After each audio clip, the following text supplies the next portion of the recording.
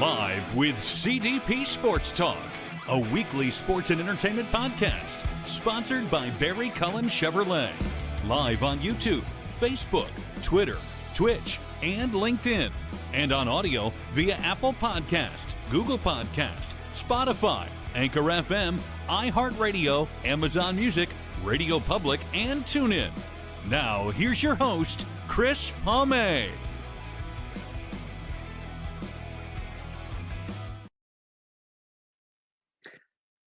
Good evening, everybody. Welcome to Season 9, Episode 21, overall 461 of Live with CDP Sports and Entertainment Talk Show, sponsored by Wellington Brewery at 950 Woodlawn Road West here in Guelph, Ontario. Check out their website, wellingtonbrewery.ca, and also try a Welly on, and please remember to drink responsibly. Live with CDP Sports and Entertainment Talk Show is also sponsored by Barry Cullen Chevrolet at 905 Woodlawn Road West in the Guelph Auto Mall. Check out barrycullen.com for the newest selection of new and pre-owned GM vehicles, their great selection of all-electric vehicles, and their Cadillac products. And you can reach the dealership at 519-824-0210. Tell them Chris Palme sent you. Or you can email the dealership at info@barrycullen.com. I hope everyone's doing well on this chilly Friday, a very chilly, cold Friday, November 29th, 2024 here in Southern Ontario. Right now it's -8 with the wind chill and about 18 degrees Fahrenheit with some snow flurries. I hope everyone's doing great, and I'm excited to have my guest tonight. This is her first time on Live with CDP Sports and Entertainment Talk Show. Her name is Kells Morton. She's a stand-up comedian out of Virginia and performs in the DMV area, which covers Washington, Maryland, and Virginia, and West Virginia. And she's also been in the U.S. Navy for 23 years as well. So I'm excited to have Kells Morton on, and we're going to bring her on right now. Good evening, Kells. How are you? I'm great. How are you? I'm doing okay on this chilly Friday night, and it's also Happy Black Friday, too. Both in the States and in Canada. Absolutely.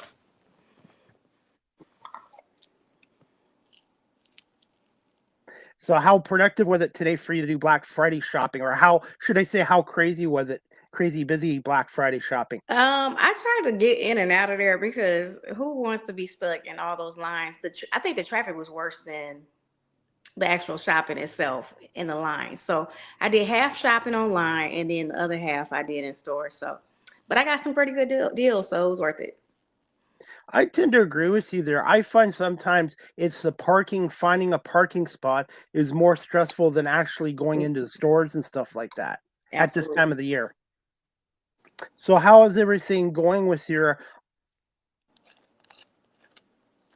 comedy career as well, and any shows lately recently? So comedy has been great. It has taken off a lot because at first, when you first start out, it's a little bit of a challenge, to get on your feet, but it kind of took off. And as long as you're consistent, I believe that you can do pretty well. So lately, I had a really cool show last month? I think it was last month with Omar Gooding. It might have been October. Yeah, October. So that was really cool because, he's been doing comedy, but he's an actor. So that was cool. And I've gotten to meet so many, stand-up comedians that have been doing it for a while, and whether they were on live on, social media or at shows. So it is really, really a cool thing to do. It's an outlet. I think all these comics out here that are doing this got a little bit of crazy in them, so.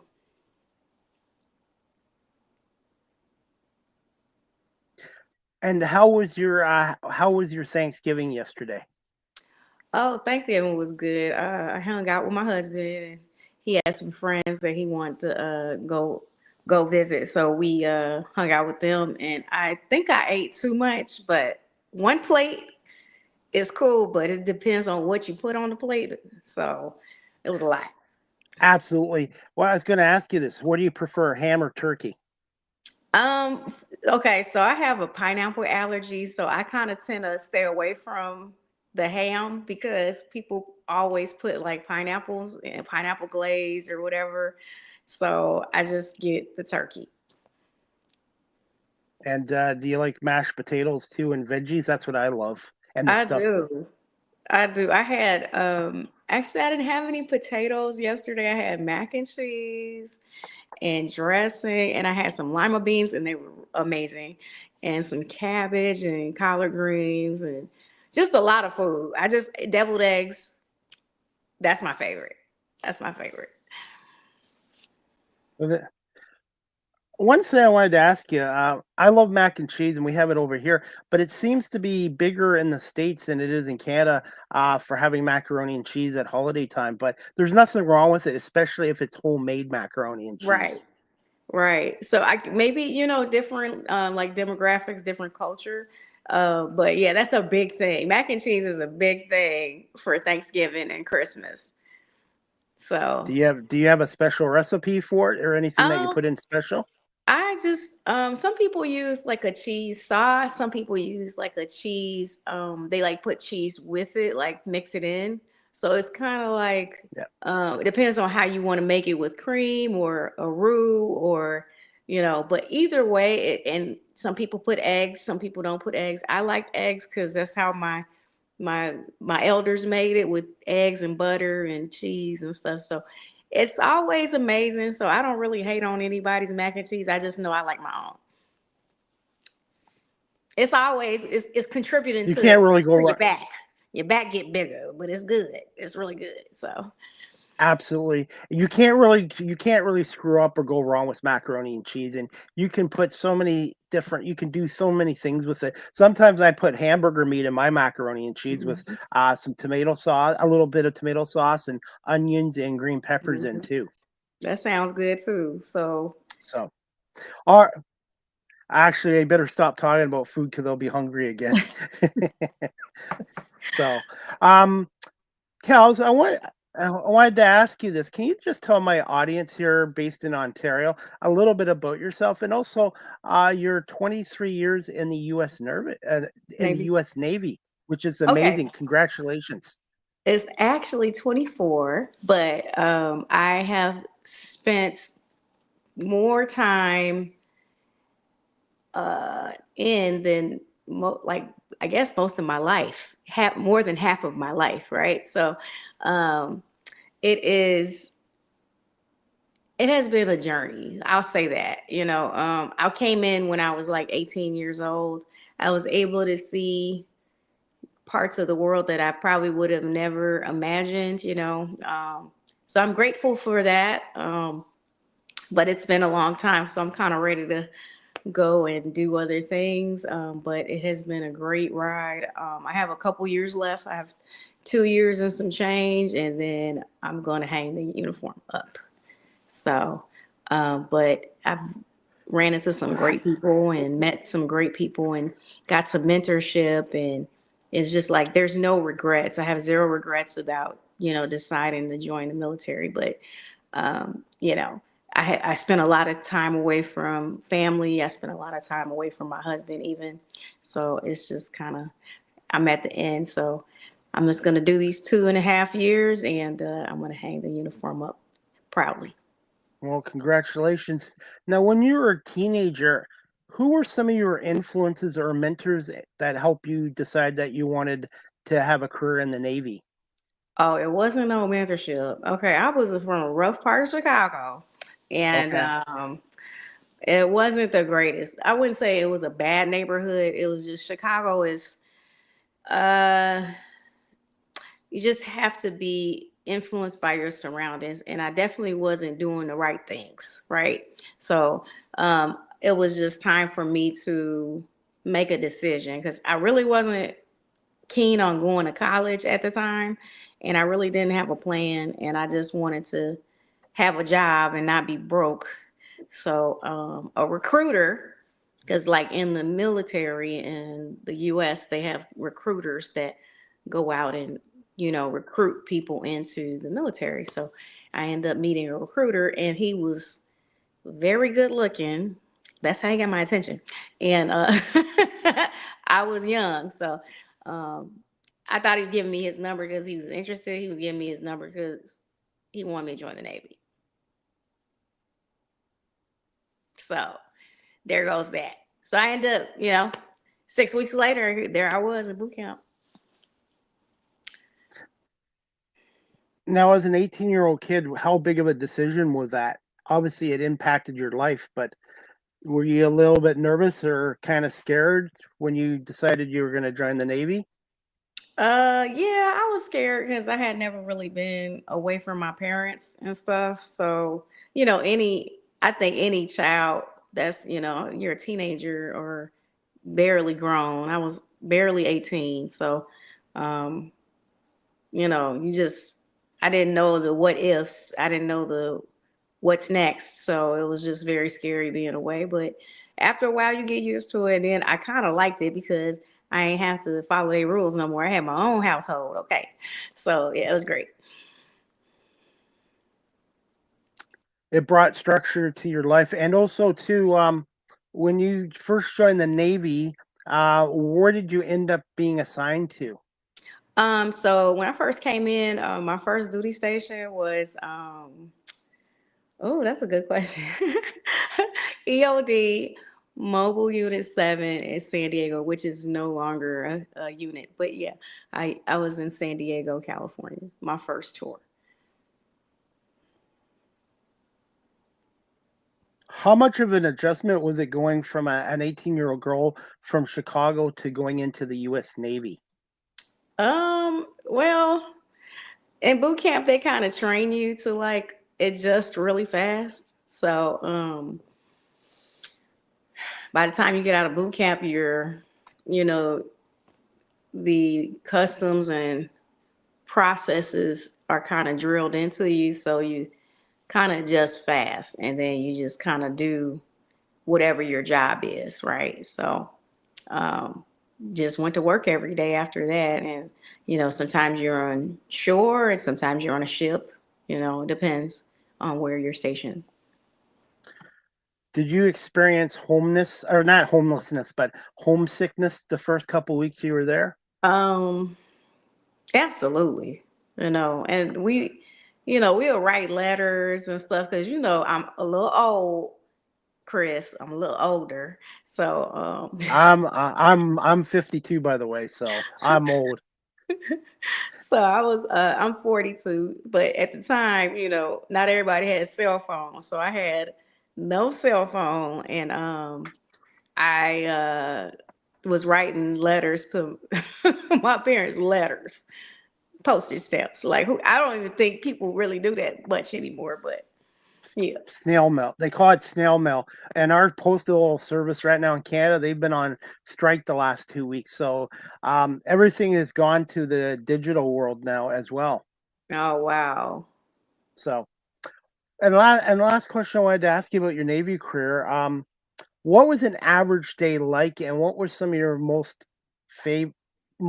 memorable um, parts of being in the U.S. Navy?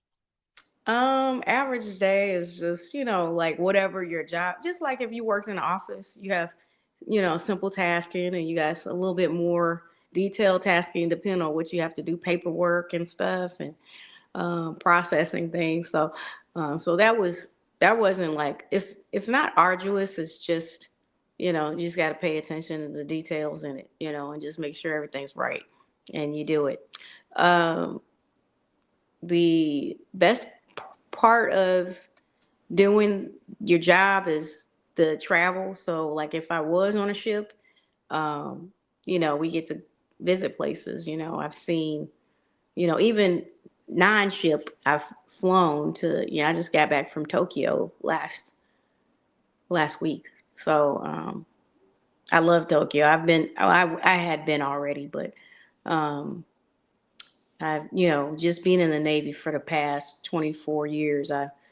Japan, Italy, Australia. I've been to, Canada, of course, and then just Middle East countries, Dubai, UAE. I've been Paris. I've been everywhere. So I'm just so grateful for that part. And I think that's the best part, the travel. The traveling part and also seeing other cultures as well. Yes. And appreciation for their food. Yes. What's your favorite international food that you've had? Oh, it's hard to pick. It's hard to pick. I love some, Greek. I like, Italian. Like I have a love for everywhere I go. Japanese food was amazing, very healthy. So like there is no favorite. All of them are amazing, you know. Traveling to all these countries, did you pick up any other languages? Mm-mm. Chris, I be on that Google Translator trying to figure And out what. what did you I'm a comedian, so I was cracking a and little what was your jokes. Tokyo experience like? So That's Tokyo, okay. That's okay. so Tokyo is I had to use Google Translator a lot because but they do have some things in English, especially like their transit system. So like when you take the train, I appreciate like they'll say it in Japanese and then they'll say everything that they said in Japanese and English, so you don't miss your stop. So I love that. The shopping was amazing. So, but the language, most people speak English where I went, or I just put in Google Translator and then showed it to them, and then they were like, okay, and then they came back with whatever I was asking for. It's cool. How many days did it take you to recover from coming back from Tokyo, Japan? Because I believe they're 14 hours ahead of us on the East Coast time. It's I'm still recovering. I'm still recovering, Chris. And that's what my guest said last night. Her name is August O'Neill. She's a comedian out of Arizona, and she was in Japan recently, Tokyo, Japan, for a week as a comedian. She loved the experience, but she said she still hasn't fully recovered from coming back from Hmm. Tokyo recently. Yeah, it takes a lot because you're just, and I mean, my flight was like 14 hours there straight from Dulles. So it was no like in Wow. between, no layover. It was just straight shot. So I woke up, I went to sleep and woke up in Japan. It was insane. So I didn't sleep for 14 hours, but I was on that plane. So What's one word to describe your Navy career? um adventure. Definitely adventure. It has Good, been good adventure. choice. Now, I wanted to ask you this too, since you've been in the Navy for over 2 decades. Have you used some of your Navy experiences into some of your comedy routines? I kind of keep it separate. Sometimes I might touch on a little bit, Okay. because I am a commissioned officer, so it's kind of a higher expectation and standard expected of us. So I try to keep that separate, so I don't say anything or to discredit or anything like that. So I try to keep that as separate as possible. When did you develop an interest in the comedy industry, and who were some of your early influences and mentors in the comedy industry? So I really wanted to do entertainment, period, before I joined the Navy. But it was either, you you want to go do entertainment, and my parents like, you got to be really funny or really good at singing or whatever to not be homeless. Like you got to make people laugh really hard to not be homeless. So um the the idea of not having what I need, because I thought about just like moving to LA when I was a youngster, but that was just kind of that was a scary thought. So I just didn't want to be broke. So I joined the Navy. Mentorship, it's it's a few. people that started me on my journey. Early on, I didn't have any mentors because I was, doing my thing in the military. But, um, I went to a course at the Funny Bone, which is a well-known comedy. You know, they have comedy clubs all over the country. So, but they had a school in Virginia Beach, and I attended that, and I finished that. And my instructor was Tim I Lewis. apologize, everybody. I think Kells' Wi-Fi connection froze up, so hopefully we get Kells back. The joys of technology. Okay, so hopefully Kells, are you back? I think it was just a Wi-Fi issue there. Can you hear me? Yeah, I can hear you. Oh, okay. I had technology sometimes. Oh, sorry, I didn't know it was a delay. So, but yeah, we had a Funny Bone school in Virginia Beach, so I attended that, and that was Tim Lewis. He was the instructor there. He's the one that teaches that course.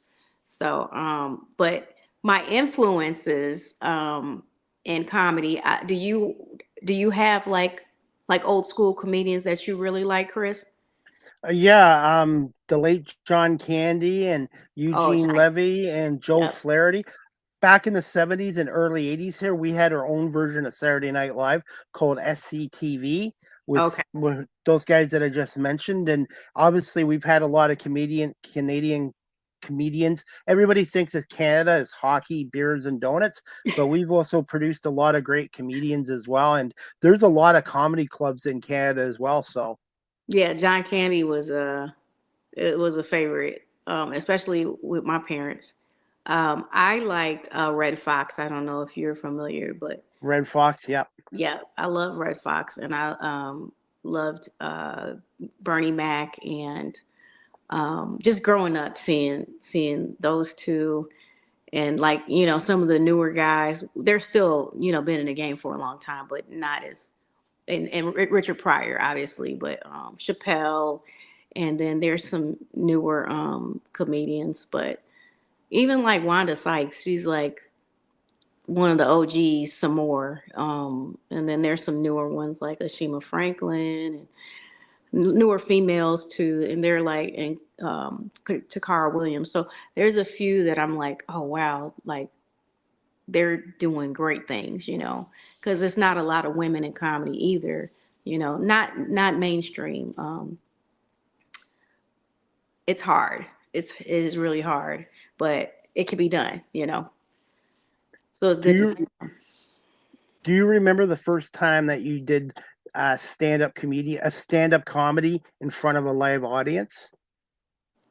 Yes. So that was my grad show for Funny Bone, and it was such a amazing feeling. But I was also terrified because, you know, having like hundreds of people in the audience, and it's a scary feeling if you've never done that. So and you got to make people laugh. So once you get that first laugh, though, it's your mind is at ease, kind of, because that's all it takes to kind of break the ice and the nervousness a little bit.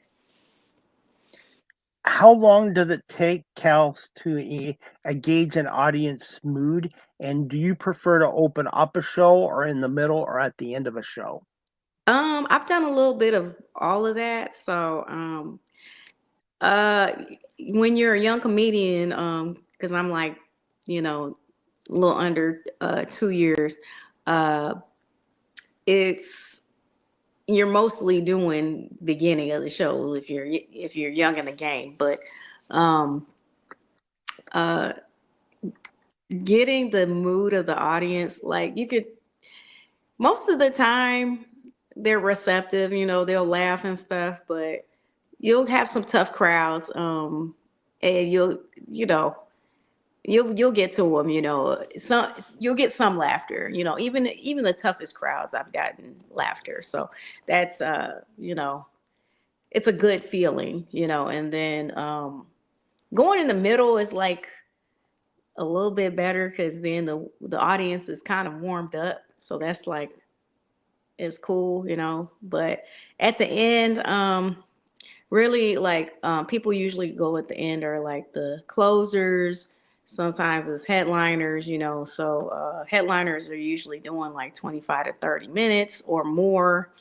And so I'm not doing that much time yet. So it's typically beginning or middle. But have I closed out a show? Yes.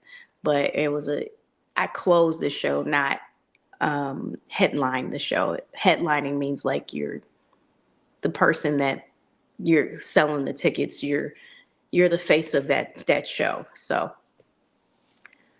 In the 2 years that you've been a comedian, how much have you improved in those 2 years? oh, I think it's been a lot since the first show. It's like cringy to watch yourself. Just like, actors and actresses, I don't think they like watching their film. Same thing. If I go back and watch a video, and the only reason why I go back and watch videos is to gauge the laughter so I could adjust jokes, you know. Um, so it's kind of cringy watching yourself. Absolutely. And doing this radio podcast show 5 years ago, I was on Instagram. I had no guests and I had maybe one or two people watching my shows. But the only way I got better at this is doing reps, never giving up and keep working at it, working at it. And Yeah. then after 6 months, I got my first guest, a female ventriloquist from Los Angeles. And now 5 years later, I've had 455 guests on in the last 5 years from 7 different countries. Consistency, I swear. Consistency and also never be complacent. I'm always trying to improve on every show that I do as well. Hmm. Same. And you have to do a lot. Like as a comedian, you got to look in the mirror, like at facial expressions and act outs and being able to do voices, not like special voices, but if you're like imitating your mom, you can do your mom's voice, stuff like that, just so you can make it interesting. But there's like a rule to joke writing, and that the joke writing book everybody uses is by Judy Carter. So Okay. For those people that are watching our show tonight, Kells, either live stream or on audio, and they're looking to get in the comedy industry, what advice would you give to those people? um, study, write. If you see something funny, write it down, because those jokes are going to be experiences, and if it's everyday experiences or things that you've done or seen, then you're not going to forget them. Don't make the joke so outrageous that it's not believable. Most of the funniest comedians are talking about everyday life. It's great. And what's your thoughts on in getting experience through open mics? So it's open mics are kind of like, where you go to work out your jokes, right? It's a little exercise tool. Um, sometimes sometimes at open mics, nobody's really listening because they're drinking or doing, depends on where it's at. If the venue is like a pool place, people are playing pool and drinking, and they might not be listening to you. So it just depends on the venue and where that open mic is and how kind of serious it is. And then sometimes you get a lot of comedians that are at the open mic. So it's hard to gauge your jokes because it's not a lot of people outside of the comedy community. So sometimes I write and I feel like if I'm writing it and I'm almost in tears or I'm laughing out loud by myself, I know that joke is good enough to put on stage. How important is it to have a strong support system? And also, I want to say thank you to some of our viewers. I have Robbie Schneider, a podcast host in Buffalo, watching, and a lady named Vicky J Comedy is watching our show as well. That's my comedy friend. Hey, She's watching us. Vicky is watching us through Instagram, and I want to say thank you so much to Vicky as well. And Vicky and Robbie, anyone watching this show or listening to it, please feel free to ask myself or Kel some questions as well.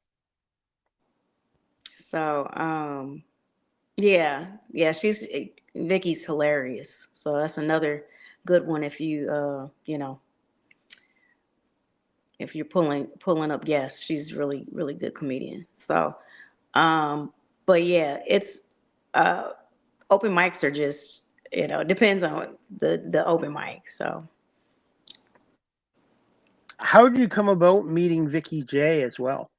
actually, well, started comedy just a little tiny bit before she did, but I think she was already doing comedy, but she hadn't went to school, so she took the class later than I did, but I think she had already been doing comedy, so I just kind of like met her through being on shows and stuff like that, because you like in Virginia it's a smaller community, not unlike like New York and Maryland, like DC and LA.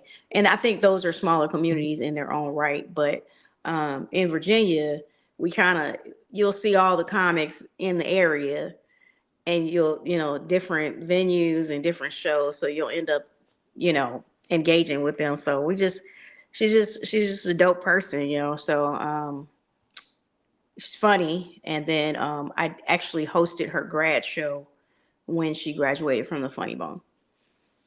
I was going to say maybe one day I'll have Vicky J on my show as well. And wanted to ask you this too. What's the average length of your shows? And um, can you also tell our audience about the writing aspects of writing your own jokes? So on average, like, you know, at my point, I've done like 10 to 15 minutes, for shows. And for writing aspects of writing your own jokes. So like, again, going back to that book by Judy Carter, joke writing. So you have to have like a premise, um, and then, comes in threes, and then you have an act out, and, it's just, how can you get to the funny and get to the laugh with the shortest amount of information, right? But a full, complete view of what you're talking about, to give the audience an idea of what you're saying. So I think that's makes the most success with your joke writing. But if something's funny, you're gonna laugh, right? If I figure out something that's hilarious, or I see something and I'm in tears, I'm writing it down. As long as that it was an instance of mine, like a situation of mine, not somebody else's jokes, because that's not cool. But and it happens, but I don't think it hasn't happened to me much. But yeah, people do steal people's jokes, which is unfortunate. I was going to say, I've had some comedians on my show and they didn't have clips. And I asked them why. And they said they don't like posting clips of their shows on YouTube and that because What's that? theft is quite Mm-hmm. popular, I guess, in the comedy industry, is stealing other people's materials. And I Yeah, don't think that's right. right. But you can't. It's the only thing is you can't really do anything about it. So intellectual property. And I sent you a clip, but yeah, Yeah. I'm not concerned because I'll just write another joke, but it just sucks, if somebody takes your stuff.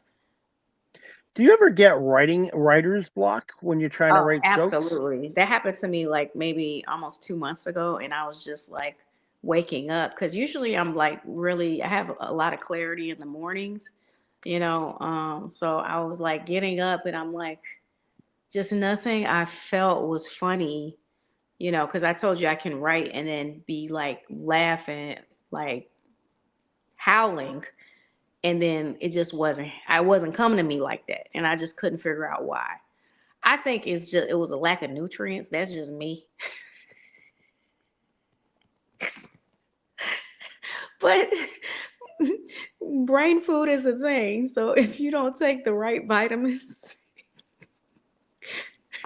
somebody gonna call me for a vitamin commercial, I swear. Sorry, Chris. No, that's okay. Hey, I'd rather have you laughing on my show than crying. Oh, I Laughing just is thought always better about than it. laughing is better than crying. And by the way, comedy is much a more affordable, cheaper form of therapy than going to a shrink. It is. Well, I got both, so it's a lot of money involved. I got both. I'm sorry, Chris. I know, but This is for real. This is true life. And the funniest things are real life. Have you ever yourself or seen somebody who's really good at comedy, but then when they get on stage in front of an audience, have stage fright and just freeze up? Have you seen that That's yet? me. That's me. Wow. Definitely, that's me. So I do have quite a bit of stage fright. It's gotten better over time, but that's what I struggle with. I think I am funnier off stage as of right now because I just wasn't comfortable being on stage in front of all those people. So it just took me a while to get comfortable, and feel myself and relax, and it's not healthy, because, most of the time I'd like throw a couple shots back to get on stage. And that's probably not the way to do it. And of course, I'm not an alcoholic or anything, but I just use that to help me relax. Um, and that's not really feasible, over time. So I want to be able to go on stage without that. Um, but I know right now I'm a lot better on stage from when I started, way better. Um, but that was my struggle because I know I can sit here and talk to somebody and crack jokes and be hilarious, and then not so comfortable on stage because your mind's blanking out. When you're nervous, your mind is all over the place. So And that leads to my next question. And that's why listening is so important, especially for the radio and media industry guys. Do you have any rituals or superstitions before a live performance to help you calm and relax? Obviously, you like to have a drink or two, but is there anything else you like to do that helps you focus and just relax before a show? I've prayed. I've prayed before a show, especially, I've had a couple of ones where I was just like, let me say this prayer because there's a lot of people out here. God, there's 150 people in the audience. If you could help me. So, yeah, sometimes I'll pray. Most of the time I pray anyway, but you know, praying for before a show is not unrealistic because I do get nervous. So I just be praying just to stay calm, really, and just deliver a good show. Because this is really serious. A lot of people think comedy is funny, but comedy is very serious Competitive, in and aspect.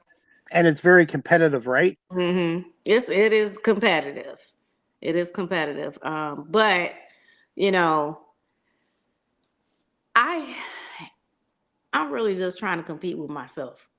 You know, just to do better than what I did before, if that makes sense. Do you do any voice impressions? And also, when you're on a live stage, do you also get the audience involved, that the people that are sitting in the front rows as well as part of your show? Yeah, I've done some crowd work. It was really good. It was fun. That's fun. That's the easy part because you really can just talk to people and stuff, and very relatable conversation. But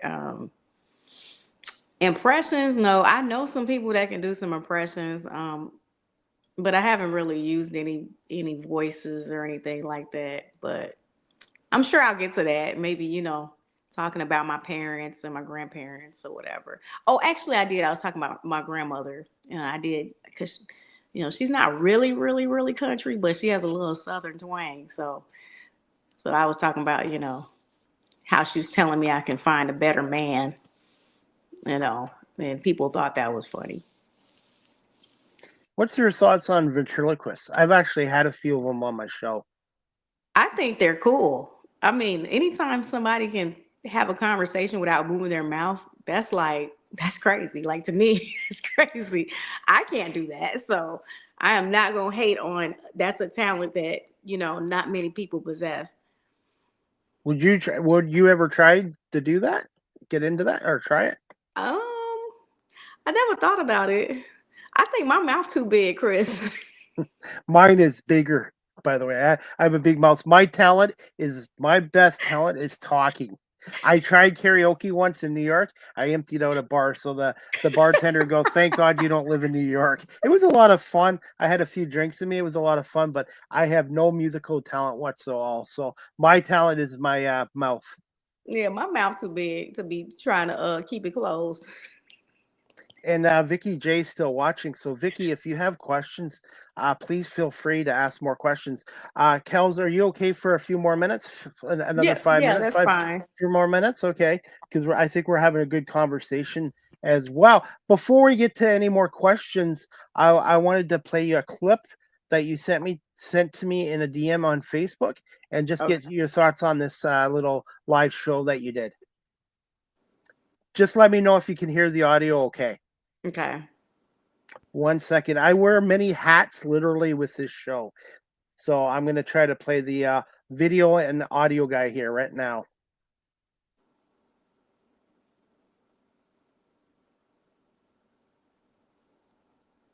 Okay, I apologize. I'm trying to get the volume on. Okay. They just put butter on everything. Nobody in the state got a collarbone, I swear to God. No I was talking kneecaps, no about elbow Louisiana. caps, bitch. How your bicep and your wrist the same fucking size? It's the same. Yeah. I guess butter is better than baby oil, though. Diddy ass going to jail for eternity. Jail. But you know, they found 1,000 bottles of baby oil and lube, 748 dildos. You know who the MVP is? The motherfucker that's counting everything. Give that bitch a promotion. 2 out of the 300. Thoughts on that little clip there that you were kind enough to share with me through DM on Facebook? So I was writing. So I talk a lot about because I've been married 3 times. So talk about my husband. But my husband now is from Louisiana. So, but my last husband was also from Louisiana. So I have a lot to say. But the food is very good there. So that's why and they're not shy about cooking and feeding you. So it's very like hospitable in that aspect. So I was just like, nobody in the state has a collarbone because they could cook down there. Okay. It's butter and sugar and everything else that's good. Okay. So that's why I discussed that. And then I go into talking about Diddy. Because that was a hot topic. You know, and everybody's making these Diddy jokes, but I was just like, what about the guy that was counting all the dildos? Like, that's the guy. He's counted 2 years worth of penises. So, but it gets a laugh. It's a popular joke. Vicky J just sent me a question to ask you directly. She wants to know, where do you see yourself in 5 years from now? Well, 5 years from now, I hope I'm featuring somewhere on the road with some headliner. That's the goal because I retire in 2, so hopefully I'm good enough by then to be doing this professionally full time. So And we have another guest or another viewer, Digging Joe. He's watching on Instagram as well. okay. So I want to say thank you to everyone watching this live and later listening to our show on audio as well. And what do you love the most about the comedy industry? And my other question would be, how would you describe your style as a comedian? What I like the most about the comedy industry is it's no limits. Like if you run into people, I've ran into people that have been doing it for 20, 30 years, and they're just so gracious, so humble, so kind. It's very few in between that were not that way, and you're like so hyped to meet somebody, and then it's never been like a big disappointment. But I'm sure people have had that, but everybody I've met has just been as great as I thought they would be. And then I think my style is different from most. I'm kind of like, I don't know, I just have like a laid back perspective when I tell jokes. It's not very like hyper, and it still makes people laugh. I think I got that I know I was on a Michael Collier show, and Michael Collier himself, he was just like, "You're just so laid back, but it's funny what's coming out of your mouth." So I just always have gotten that feedback. So I think I'm a little different from most. I wanted to get your thoughts on this too, because everybody's got a different perspective of this. With our world being politically correct now, how much has that impacted the comedy industry? A lot of Trump jokes, a lot of political jokes. I don't like to get in the mix of that. I didn't write anything like that, but I seen a lot going on, and a lot of borderline racism, a lot of racism on the main stage, mainstream. Um, it's very disheartening when I see that type of stuff because people are just so combative towards each other during election season, and I feel like, for the United States, I think that's what makes us free, is because we have the right to vote and elect, Yep. presidents. So it's kind of disheartening when people just be getting into it, and I don't know. I Uh, I liked who I liked, and yep. my opinion, but some people may not have felt that way, but that's what it was. Respect. It's called respecting people's views, and Mhm. what I do is, no matter what people's political views are on here, I want my guests to be comfortable and talk to me. I don't want to focus on their views. I want to focus on them.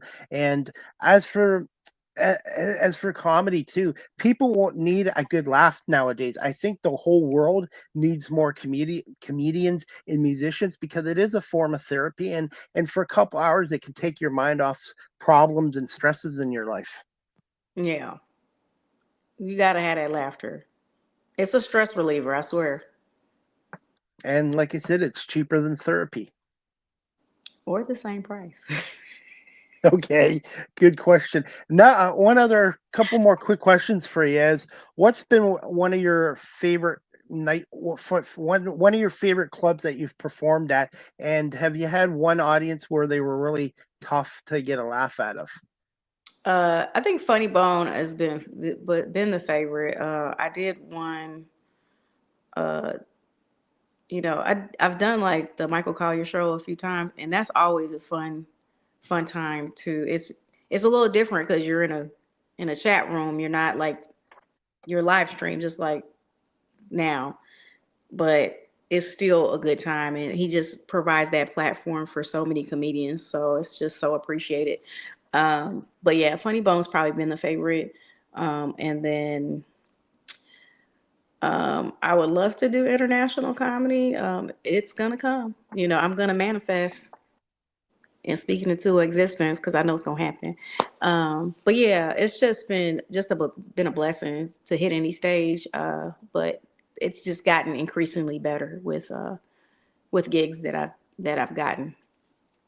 How important is it having a strong support system with your family and friends? And when you write your jokes, do you have guinea pigs that you use before you use them on live audiences? Sometimes I'll talk to my friends, like my comedy friends. Not so much. Maybe my husband. He be tired of me though. He be tired of me. Um, so I tell him the joke, but I have to like literally, Chris. I gotta get on. I have to use like the karaoke mic in my house and make it like we're at the club for him to listen. Because if I talk to him, he's like, I don't get it. But he likes when I say it, like if I'm when he comes to the club and watches me, it's a whole different story.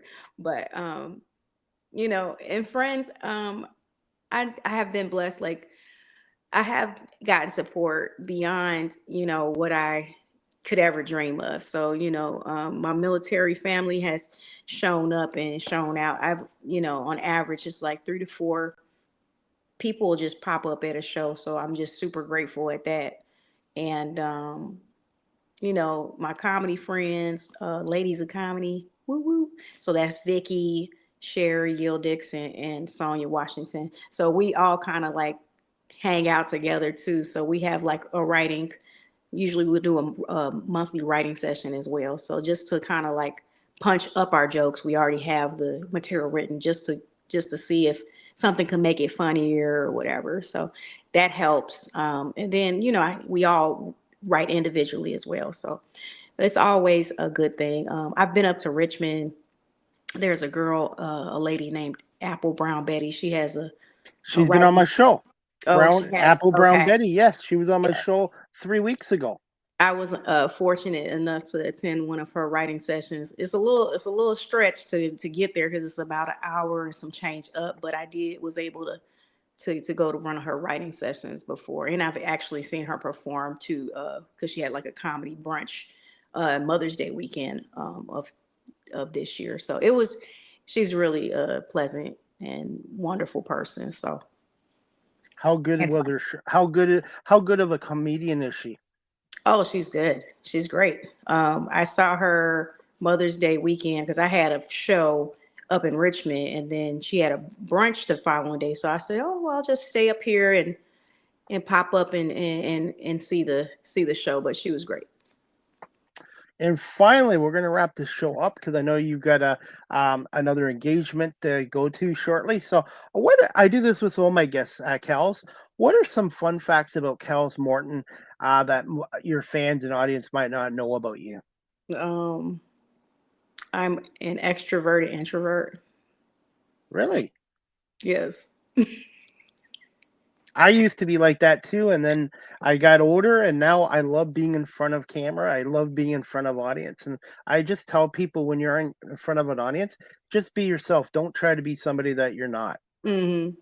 And mistakes do happen. I make mistakes, and I'm sure comedians make mistakes too. And the only way you get better in any career and profession is to learn from your mistakes. Absolutely. 100% agree. But yeah, I love people, but I don't like people, if that makes sense. I love my guests because everybody here has been so great and wonderful to come on my show, and I get to connect with people from different professions. I'm not just a sports guy. I was all sports, but now this is a complete full talk show. And Hmm. wherever you are in the world, if you have a unique story that you want to share, I want people to come on my platform and stuff like that. I love the aspect of like being live, being on stage, but like I can't people all the time, if that makes sense. And I'm saying it in the nicest way possible. Like sometimes I have to have like a A little bit of a exposure, break. yes, from people. I should be taking one with social media because I post a lot of social media content, and sometimes it's so much. And you know what I was going to say? It's probably important for whatever you're doing, radio, media, whatever career you're doing, comedy, probably to step back once in a while and take a little break so you don't get burned out. Right. Because I'm sure you see burnout in the comedy industry. Hmm. And some people are so good and they'll just stop because they're burnt out. Wow. Okay, before we wrap this show up, do you have a question for the host CDP before you wrap this up?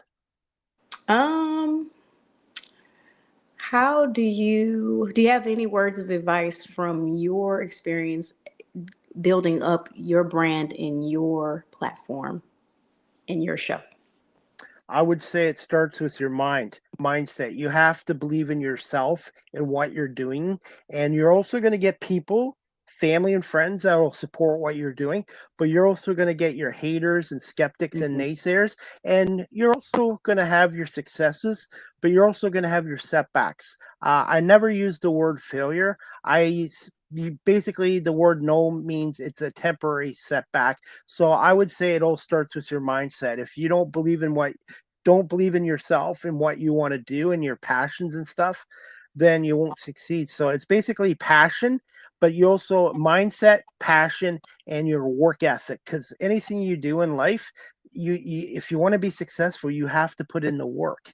Yeah. And for me, this isn't work. I love doing what I'm doing, and I'm sure that's what you love about the comedy industry as well. You found Mhm. passion and something that you enjoy. Absolutely. Love it. And finally, where can our audience follow you on social media? And what's the best way of contacting you? And if you'd like to promote your next upcoming live comedy show here too. So I think the next one is a private event. Can't really promote anybody's Christmas party, but I will say there is one on January 25th at Roger Brown's in Portsmouth, Virginia, and that's at 7 p.m. For me, you can find me at Kells Morton on Facebook, and then Kells the Great on all other social media platforms, Instagram and TikTok. Any plans for a website in the future as well? I'm sure I'll get to that. It's been a challenge trying to just even get followers because we didn't grow up social media That's like true. posting, so I had to get used to that. And that's one thing too. Have you done any live performances on live stream yet? I have on the Michael Collier show. I've been on his show 3 times. How did you like the live streaming? It's different, but it was fun. It was fun. I love his producer and his other co-hosts. They're amazing. Katie, AF, Funny AF, and Straya Black. They're both amazing individuals. So, Any quick thoughts for me? Any thoughts on ever having your husband come up with you during one of your shows? I don't think. Well, my husband is very not limelight, so I probably wouldn't pull him up on stage, but I do like shout him out sometimes and during jokes, or he might be incorporated in the joke or what I'm telling people, but he's very supportive, but he's very like, no eyes on me, please. And finally, hey, I want to say, Kells, thank you so much for giving us some time tonight. Continue success in your comedy career. Congratulations and much respect to your Navy career. And you have an open invite to come back on my show again. And maybe Vicky J. Thomas or Vicky J. Comedy might be interested in coming on my show as well. And I just really enjoyed speaking with you tonight. And if you can give me a little bit of time tonight, I will send you the video and the audio copy of our episode and do some reels and clips if you'd like to tag them in our social media, on your social media pages. Alrighty. Thank you so much. Thanks, and enjoy the rest of your holiday in the States. And we'll talk to you soon. All right. You as well. Thank you. So much. Have a good night. All right. You too. All right, guys. That concludes season 9. Episode 21, overall 461 of Live with CDP Sports and Entertainment Talk Show. Again, brought to you by Barry Cullen Chevrolet and Wellington Brewery here in Guelph, Ontario, guys. By the way, check out Stand Up for Asheville, North Carolina, a night of laughter to rebuild the lives and communities affected by Hurricane Helene. December 14th, Saturday, December 14th, 2024. 8 p.m. to 10 p.m. Eastern at the Loft at Center Stage in Atlanta, Georgia. Join us at the Loft Join us again at the Loft at Center Stage for Stand Up for Asheville, a night where laughter meets purpose. This comedy fundraiser was created by trailblazing comedian, producer, and director Arma Benoit, who's been one of my guests. It's dedicated to supporting Asheville, North Carolina, and the surrounding communities that was devastated by the recent Hurricane Helene. And you can get tickets through givebutter.com/SU4 Asheville. That's givebutter.com/SU4 Asheville, and you can get tickets on Ticketmaster.com, and also or you can communicate or DM with Arma Benoit as well. So Saturday, December 14th, from 8 to 10 p.m. at the Loft in Atlanta. If you like comedies and great comedies and stuff like that, and like to support this fundraiser, you can do it that way, or you can do it through givebutter.com, again, SU4 Asheville, or through Ticketmaster.com if you can buy a ticket or make a donation as well. Before we wrap up this show, guys, we're going to do a little announcement. The next Live with CDP Sports and Entertainment Talk Show, again, brought to you by barrycollin.com and wellingtonbrewery.ca, is going to be on Wednesday, December 4th at 6 p.m. with my special guest, Heather Melody Davis. She's a stand-up comedian, an actress and singer from Shelby, Tennessee. So I hope you can tune in to Season 9, Episode 22 of Live with CDP Sports and Entertainment Talk Show, Wednesday, December 4th at 6 p.m. with Heather Melody Davis. Wellington Brewery, founded in 1985, is located at 950 Woodlawn Road West here in Guelph, Ontario. Check out their website, wellingtonbrewery.ca. 519-837-2337 is their phone number. Try a Welly on, and they now have the Christmas Lager mix pack. It's your go-to gift or party flavor for a truly refreshing holiday. Packed with premium lagers, this mix includes our year-round classic, the Smooth Golden Helles Lager, great beer by the way, and easy drinking Boot Light Lager. Plus a special seasonal treat, Crispy Forever. These crisp, clean brews are each uniquely crafted for a balance of flavor, lower alcohol content, and ultimate refreshing, making this mix approachable for any crowd. This festive 6-pack box is as handsome as it's convenient, perfect for sharing at parties or gifting to the beer lovers in your life. Wellington Brewery is also having an event this tomorrow night, Saturday, November 30th from 8 p.m. to 11 p.m. It is a shave-off party on November 30th, tomorrow night from 8 p.m. to 11 p.m. Eastern at 950 Woodlawn Road West here in Guelph. It's a shave-off party for the Movember campaign. You can enjoy live music from the Jim Young Experience and enjoy the last of the Wallace Wee Heavy Scotch Ale. And Jeff Morse, one of the executives with Movember Kitchener-Waterloo, will be there, and I will be there as well. So check it out. If you're in Guelph tomorrow night, 950 Woodlawn Road West here in Guelph, Wellington Brewery from 8 p.m. to 11 p.m. And Wellington Brewery is the proud beer sponsor of Live with CDP Sports and Entertainment Talk Show. And before we wrap this show up, guys, we're going to finish this up in just a second. If you're looking to adopt a pet, please check out the Cambridge and District Humane Society at 1650 Dunbar Road in Cambridge, Ontario.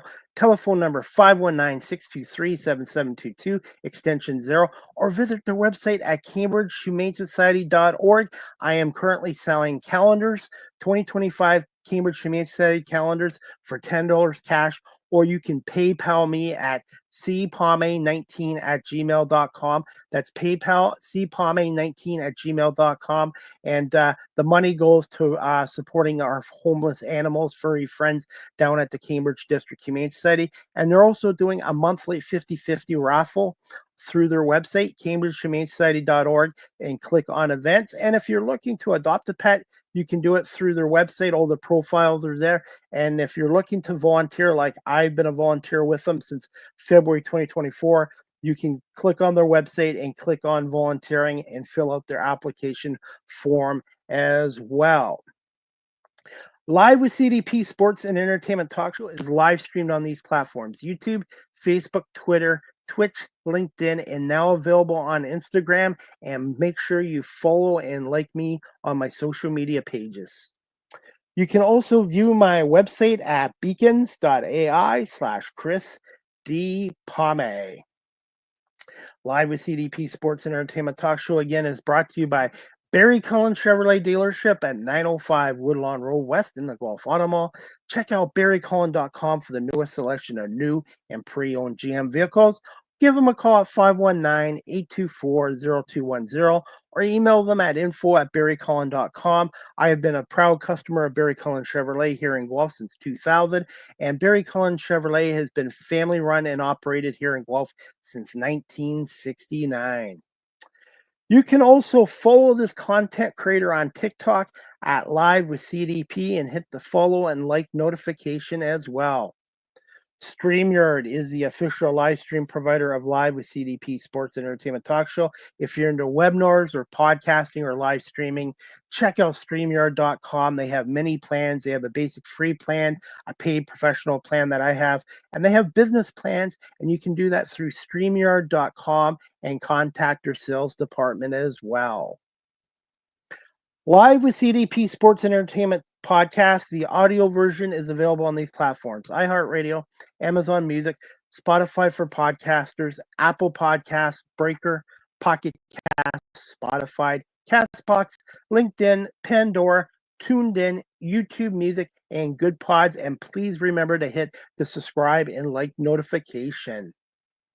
Finally, guys, you can email Live with CDP Sports and Entertainment Talk Show at cpame19@gmail.com. Any comments, questions, suggestions would be greatly appreciated. And also, guys, if you'd like to support my radio show and media work, I am on PayPal, cpame19@gmail.com. And finally, as we wrap up this show, I am also on Cameo. If you'd like a personalized video from yours truly, go to cameo.com and type in Chris Pame, and I'd be happy to do a personalized video for you. And all the proceeds from my Cameo videos will go to my radio and media work as well. And as we wrap up this show, guys, NFL today. Black Friday football. We had Kansas City and the Raiders on at 3 o'clock today. Kansas City does it again. They win 19-17 over the Raiders in a game that Kansas City should have lost. But the Raiders at the end of the game, they screwed up and then they fumbled the ball and Kansas City recovered. The Raiders, all they had to do was just not fumble the ball away and not have poor time clock management, and they could have kicked the field goal. So credit to the Chiefs. They're 11-1, but there's been about 4 or 5 games that the Chiefs should have lost. So Kansas City might have the number 1 record in the NFL right now, but they're a very beatable football team, in my opinion. But the Raiders did come out and play hard today, but unfortunately, bad teams don't know how to win games, and teams like Kansas City, even when they don't play well, know how to win games. That's the difference between a winner and a loser, is winners get the job done at the end, and teams that lose a lot just don't know how to win. And that's the problem with the Raiders. They just don't know how to win. So, and I'm also looking forward to the game that should be on Sunday Night Football and not Buffalo and San Francisco. It should have been Baltimore, Philadelphia on Sunday Night Football. That game is on 4:25 on CBS with their number 1 crew, Jim Nantz, Tony Roma, and Tracy Wilson. That's Lamar Jackson against Jalen Hurts, Derrick Henry against Saquon Barkley, Zay Flowers against A.J. Brown, Mark Andrews against Dallas Goedert. This could be a preview of the Super Bowl. Everyone's talking about the Chiefs and the Bills and the Detroit Lions and the Minnesota Vikings, but this Philadelphia Eagle team and Baltimore Raven team could very well meet up in Super Bowl 59 this February in New Orleans, and I'm really looking forward to this game. I've got the Eagles winning this game 27-24. I think it's going to come down to a late drive by the Eagles, and Mr. Reliable Jake Elliott's going to hit the winning field goal. And that's the thing, too. Justin Tucker, Jake Elliott. There's so many great stories between the Eagles and the Ravens who don't play that often. And John Harbaugh is a tremendous coach. And Nick Sirianni, what can you say about him? I know people in Philly and myself have wanted him fired, but he does win games. He wins games. Nick Sirianni has done quite a job in 4 years in Philly. And as an Eagles fan, and doing media work, it's not easy to be the head coach of the Philadelphia Eagles. The same with quarterback. But I think the Eagles can pull this game off Sunday. I believe this is their toughest opponent this year is the Baltimore Ravens. And I think the Eagles can pull this off 27-24. And it looks like, as of right now, Friday, November 29th, Devontae Smith, the wide receiver who missed last week's game against the Rams with a hamstring, it looks like he's going to play on a Sunday afternoon at 4:25. I'm going to listen to the game on WIP 94.1 in Philadelphia to Merle Reese and Mike Quick and Howard Eskin, who does a really good job as their sideline reporter as well. And that's about it, guys. I want to say thank you again to my guest tonight, Kells Morton, a stand-up comedian out of Virginia, and she's also a long-serving 2+ decade member of the U.S. Navy, for coming on here today. And I want to say thank you to Vicky J Comedy and Robbie Schneider and everyone that were watching this show live streamed, and to those people that listen to the show later on my audio platforms as well. That's about it. I hope everybody enjoys the rest of their Black Friday and their weekend. And we'll see you back here on Wednesday, December 4th, 6 p.m. with my special guest, Heather Melody Davis, who is a comedian, actress, and singer. And then Thursday, December 5th, 6 p.m., I have Bob Sochi, the radio voice play-by-play announcer for the 6-time Super Bowl champion New England Patriots on 98.5, the Sports Hub in Boston, coming on. And Bob and I are going to talk about Drake May, his first year as quarterback of the Patriots, being a rookie. And we're going to talk about this 2024 New England Patriots team under rookie head coach Gerard Mayo as well. So that's it. Again, thank you to Kells, Morton for coming on, and thank you to Barry Cullen Chevrolet and Wellington Brewery for sponsoring Live with CDP Sports and Entertainment Talk Show. Have a great weekend, everybody, and we'll see you back here next week for Season 9, Episode 22 of Live with CDP Sports and Entertainment Talk Show.